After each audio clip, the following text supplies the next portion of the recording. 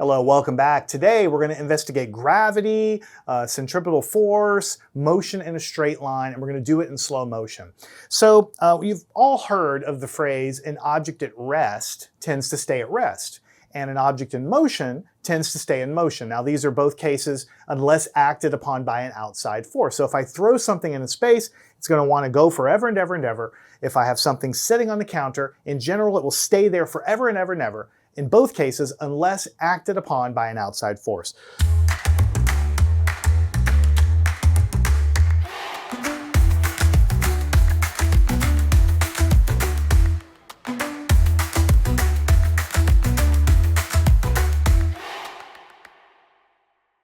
So I wanted to take an example everybody was familiar with. Here is just literally a power brick I've tied to this here. And I want to talk about the case when we spin this guy. So if I take it over here and spin it in circular motion like this, then it's going round and round and round and round and round. Now, the only reason it's not going in a straight line is because I'm constantly tugging on this string. I'm exerting an outside force from the string onto this thing. So theoretically, if I could cut the string when it was in the middle of doing this circular motion, if I could just cut it with scissors, then this thing should sail off in that in a direction, in some sort of constant direction, in a line, in other words. And so I want to film that in slow motion. Before we do the slow motion, let me just do it, instead of cutting the string, let me just do it by letting it go, right? So I'm going to go on the count of 3, I'm just going to let it go, and then we're going to watch it sail off in a straight line. 1, 2, 3, and here we go. Right? So you might think it's going in an arc, and that is because gravity is acting on it a little bit, but in space, it would be sailing at exactly a straight line. And also, I wasn't spinning it very fast to get a really good tension in the string because I'm a little scared of like hitting the lights over there. So what I'm going to do is film it again. We're going to do it in slow motion. I've already filmed it, so I know what happens. So I'm going to spoil a punchline for you. There's something interesting. I was trying to come up with a way to cut the string in a safe way.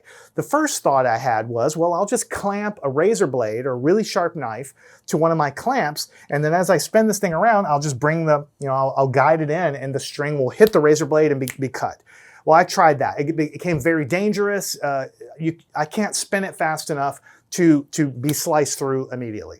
So that was a bust. And I tried various kinds of string there, right? And I really wanted to cut the thing. So I thought, well, how can I do this? So I switched to what you saw there, which was a kite string, which is a very, very thin, I'm not sure exactly the material, but it's not plastic. It's some kind of cotton or something like that. The string is made up there, and which is very easily burned. If you put a lighter under it, it burns almost immediately. So what I did is I don't have the cylinder here, but I grabbed my torch right here and I attached the cylinder to it, set it up there, lit the torch, and then you can see in the slow motion video, I was bringing the spinning piece of string directly in the path of that torch. And I tried it several times, and every single time on the 3rd or 4th pass through the torch, it burned through and then off it goes.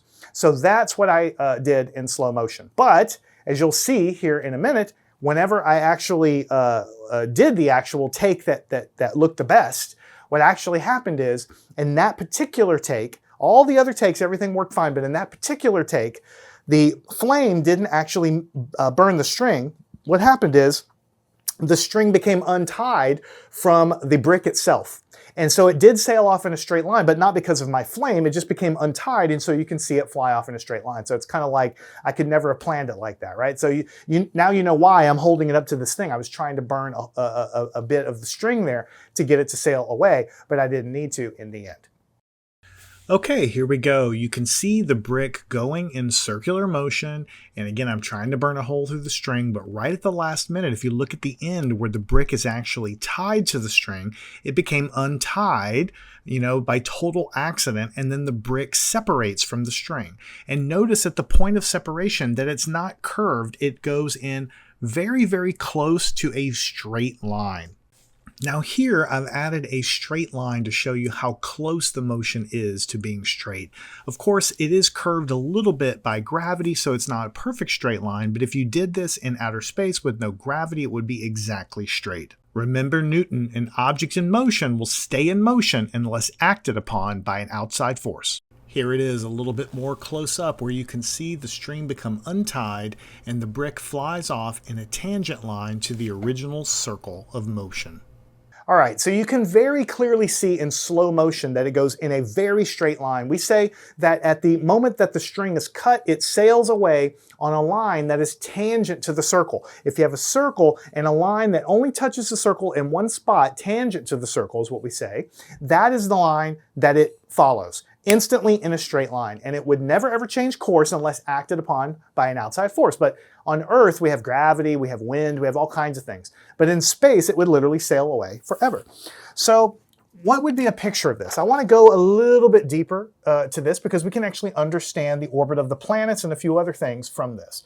So let's say that we have this circular motion and we have our little power brick right there. Okay.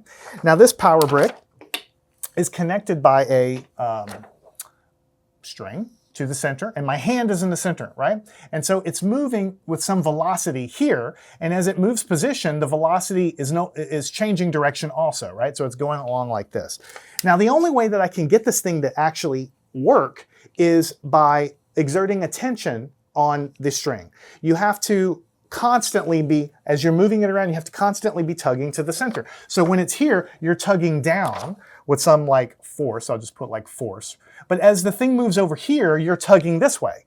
And so the force is going to the center. And so as it goes down here, you're tugging up. That's what you're doing when you do this motion. You're constantly tugging toward the center.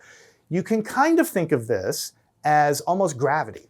Gravity is pulling everything to the center of the planet, and all of the satellites in space are going in orbit around the planet, but gravity is always pulling them toward the planet. So why don't they hit the ground? Well, it's because they're going so fast horizontally that by the time you move the trajectory a little bit down, you don't move it enough to hit the ground, you move it just enough to match the curvature of the ground. And so as it goes around, you're constantly changing the direction that you're tugging, changing it from a straight line motion to a curved path in exactly the same curvature of the surface of the Earth. If you could increase gravity really quickly, then it would crash into the planet. But we launch the rocket, gravity is constant, and we give it just enough speed to be able to go around before hitting the ground, is basically the bottom line. But gravity is always pulling it toward the ground. That's why orbits are circular. Because just like with the string, if I could cut gravity off, then the satellites would all go in a straight line path away from the planet. That's what they want to do. Gravity is always on, so it's always curving it around the planet there. All right. Now, you may have heard of somebody named Sir Isaac Newton, right? And so if this thing were cut, then of course it goes off in a straight line like this, right? Tangent to the circle. You may have heard of somebody named Sir Isaac Newton. He figured out a great many things, but one of the most famous things that he figured out is by looking up at the moon. You may have heard of the apple falling and all that stuff. He looked up at the moon trying to figure out, how does the moon stay up there, right? And why does the moon move throughout the sky? And he figured out that the moon was always moving around the planet, but Earth was always pulling on the planet. And the major insight that Newton had was maybe, just maybe, the same force that pulls things to the ground on Earth extends all the way up into space. And maybe the Earth is pulling on the moon. Now, most people can't really accept how that is doing anything, because you think, just like this is going toward the ground, that if the moon is being pulled down, then it's just going to crash into the Earth. So nobody really thought that was like happening. But Newton figured out that if the force on apples or markers or whatever extends all the way into space, and if it is pulling on the moon, and if the moon is moving horizontally fast enough, then it will continue to move. It tries to move in a straight line motion, but since gravity is always pulling, it's changing the path of the motion and changing it into a circle. And he figured out, if this is the case, what does the force of gravity need to look like in order to make it do what I'm seeing, what I'm hypothesizing it to do? In other words, he said, if this force of gravity does extend all the way to the moon, and if the moon goes around in a certain speed, and if it is a certain distance away, all of which they could figure out with geometry and trigonometry back then, what does the force of gravity have to look like to make it do that, right? And he came up with what you might have figured out, Newton's law of gravitation. the force is equal to something called the gravitational constant times mass of body 1 times mass of body 2 divided by r squared, the distance between the bodies. So you could say this is the distance between the two bodies. Now, usually it's the mass of the Earth, that would be mass 1. The mass of the satellite or the moon or whatever it is would be body 2. The distance r would be the distance from the center of the Earth all the way to the moon or whatever satellite it is. And then there's a constant. We call it the gravitational constant. This force of gravity follows what we call the inverse square law, because r is not just r, it's r squared. And it turns out that the inverse square law applies to gravity, but it also applies to electricity and magnetism and the force of charges that attract or repel. It's a very similar law. Now we know nowadays that gravity isn't really a force like this. Our current theories talk about gravity either being the curvature of space-time or as a quantum effect, a quantum effect which goes way beyond the scope of this lesson. But Newton's law of gravity is perfectly good enough to get us to calculate the trajectory of astronauts to the moon, to calculate the trajectory of satellites. It's very accurate. It's probably not quite correct because we know that we have more accurate theories like Einstein's theory of gravity.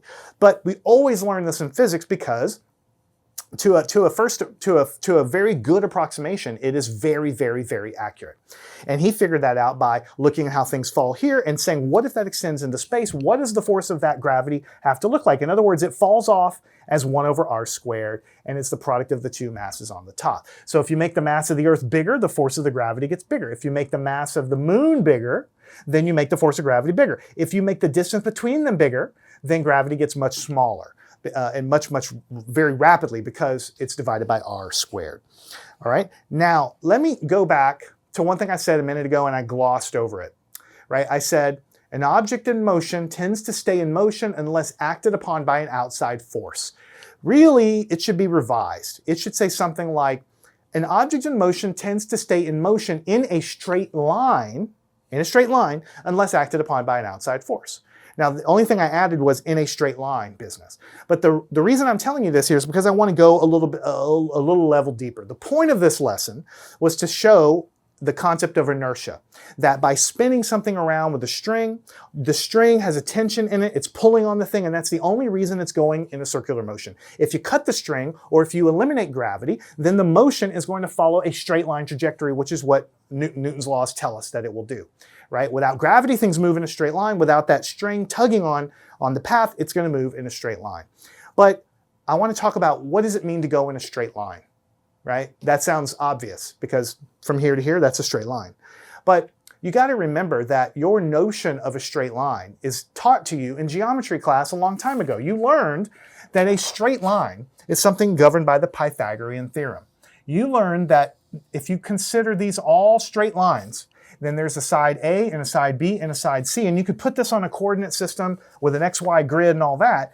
I don't need to do that right now, but I'm just going to draw it like this. And you learn that A squared plus B squared is equal to C squared. This is true in what we call flat space. This thing, the Pythagorean theorem, Euclidean geometry is what it's called, that you can take the side of one triangle and the other side of a triangle and square them and add them together. And then what you get is the length of the third side squared. Equal. It's not like very, very close. It's not like pretty close. It's exactly equal. Right? But that's only true in flat space. You could consider this sheet of paper flat space. If I draw a triangle and measure how many centimeters it is and how many centimeters it is, then I can calculate to great accuracy the length of the hypotenuse of that triangle, because this, I should have said, is a right triangle with 90 degrees. The hypotenuse is the side opposite of that. That is true in flat space. This sheet of paper is flat space. But now we have theories of gravity involving warping of space and time. Einstein told us that maybe gravity is not a force like we were thinking it was, but maybe it's more of a geometric effect because space and time can be warped and changed. And I'm trying to tell you, the concept of what you think of as a straight line means that if you draw a triangle like this and you square both sides and add them together, you get the length of the third side. From one point to another, we call this a straight line. But if your space or your time is warped, maybe it's bent like this, or maybe it's a globe, like a surface of a globe. If you try to grab a surface of a globe and draw a right triangle on it, then you will figure out that a squared plus b squared is not equal to c squared on a globe. Because this equation that we are taught in school is only true for flat space. If we bend the space and then draw what we think is a right triangle, then it's not going to obey that. Now here's the part where it'll bake your noodle a little bit. Here I'm talking about space. You could probably buy it that if I bend it a little bit, then the triangle will look weird and it won't obey Pythagorean theorem anymore. But we now know that not only can space be bent like that, but time can be bent like that also. Time is different because time is the ticking, tick, tick of some sort of regular interval like a clock. Tick, tick, tick. The spacing of the ticks, that is what time is, or at least that's one definition of time. But we now know that if you travel near the speed of light in a spacecraft, then your ticking of your clock will change. Maybe it'll slow down, right? If you're near a black hole where space-time is warped very, very greatly, maybe your time will slow down. Or there'll be other cases when maybe a different flow of time can happen as well. So what I'm trying to say is that space can be bent, time can be bent. Together we call them space-time. And Einstein taught us that when a body like the Earth or the Sun is in space, it not only bends space, the coordinates of space, but it bends time. So the sheet of paper is bent around a planet, but not just the space dimensions. The time, the flow of time is different around bodies like planets and suns, but really, really warped badly around black holes, right? And so when we take an object and we say an object in motion tends to stay in motion unless acted upon by an outside force, when there's no gravity anywhere, like in deep space, and you throw something, a straight line appears to be the shortest path through space-time. What we really should say is that an object in motion tends to stay in motion along a straight line path through space-time unless acted upon by an outside force. That's what really we should say, that objects go along a straight line path through space-time. But whenever objects are in the presence of matter, space and time are warped.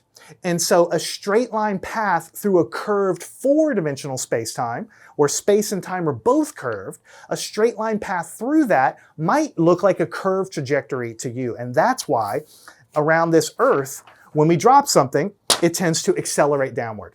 Because the space-time coordinates around the planet here are not flat.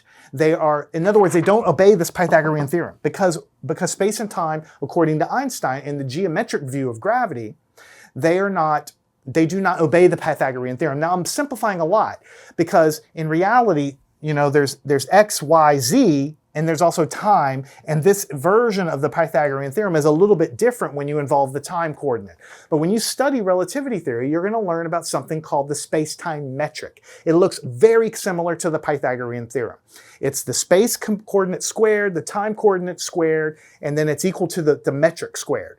And that metric determines what does straight line look like. And if the space-time is flat, then a straight line looks like a triangle like that. But if the space-time is curved, then a straight line path through a curved space-time might look different. You know, when airplanes are flying above the surface of the Earth, which is curved, they really don't go in straight lines from a bird's eye view. They look like they take these curved, weird paths. But locally to themselves, they appear to be flying in a straight line. It's because the ground is curved. So you have to imagine not only the ground being curved, but time being curved too. And that's what things like black holes and suns do. They curve and bend the coordinate relationships between space and time. So when we take an object and we say that it should travel in a straight line distance through space-time unless acted upon by an outside force, what happens around a gravitational body is that straight line path, the shortest distance through a curved space-time, actually looks like an acceleration down. And I can't prove it to you without a bunch of math, but when you put all the math on the board, the acceleration down that we see spontaneously as a gravitational acceleration is coming about because this marker is trying to take the shortest distance through a curved space-time where space and time are both curved. Just like the airplane takes a weird-looking path across the Earth, but it actually is a straight line path across the surface of the ground. When time is warped as well, it leads to accelerations like this. And that is the Einsteinian view of what gravity is. So we started by just spinning this thing around and talking about inertia going on in a straight line. And then I took it a different direction and decided to talk a little bit about curved space-time. So get whatever you want out of this. It's fine. I just like talking about things like this, right? I mean, why should you have to wait until you're a graduate student in physics to learn about curved space-time? It's cool, right? And the nature of what a curvature is, that this is what we call, this obeys something in flat space. But if you're not in flat space, this relation is not true. That's what, and in fact, what we do in relativity theory is, however far you deviate from this relation denotes the magnitude of the curvature. In other words, the more curvature there is, then the farther away from the Pythagorean theorem looking relationship that you get, the more error there is, basically. And if you're around a black hole, the error is so high that you have these crazy effects that you can learn about, like time dilation and other things, just around a body like a black hole. And in fact, they did an experiment in the early days testing relativity theory during an eclipse, when the starlight from a distant star comes very near the sun. Like if you have like the sun right here, and then way far away is another star, right? The starlight, normally grazes the surface, and maybe here's the Earth or whatever, right? And you have some kind of observer like this, right? So if the sun is not here, and if the sun is here, it's going to influence the path of the starlight. And so what they did is they knew what the sky should look like. They knew what the constellations should look like in the nighttime when there's no sun there. And then when the sun got covered up by the moon, all the stars come out, and they look at all the positions of the stars surrounding the sun, and they figured out that they were shifted, very, very precisely calculated by the amount of curving of space-time actually curves the trajectory of starlight coming in. And so it's not where, it doesn't appear to be, the constellations look different around the edge of the sun during an eclipse as compared to when there's no sun there at all, because the starlight is bending. And that is something that wouldn't have been predicted by regular gravity, because we all know that sunlight or any photon, it doesn't have any mass. So when you go back and look at Newton's law, you have to have some mass of the Earth, mass of a photon, but a photon has no mass. It should not be influenced by gravity, but it is. And that's because our ideas of gravity are a little more complicated than Newton's ideas. And the Einsteinian version of gravity probably isn't totally correct either, because it does not include quantum mechanics, but it's a lot more accurate than the Newtonian version. All right, so let me know what you think. Did I go too far in the weeds? Was it too far out there? Would you rather me just focus on the experiment, talk about it, and be done? That's fine, just let me know. Give me your thoughts, please.